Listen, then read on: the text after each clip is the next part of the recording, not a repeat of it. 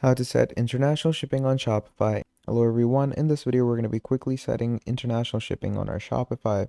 So to set up international shipping, what you're going to do is you're going to go over to your settings. Once you go over to your settings, you're going to go into shipping and delivery. Once you go to your shipping and delivery, you are going to actually go into your general shipping rates where you're going to create a custom shipping rate for yourself. And create custom shipping rates, you are going to add your international shipping. And to add international shipping, obviously, first of all, there's the domestic shipping over here. And down here, there's the international shipping. So currently our international shipping is inactive, but you can make it active by going on markets and make sure that your shipping goes across all these countries. So you can see all the rates for different standard equipment, so it should be good to go.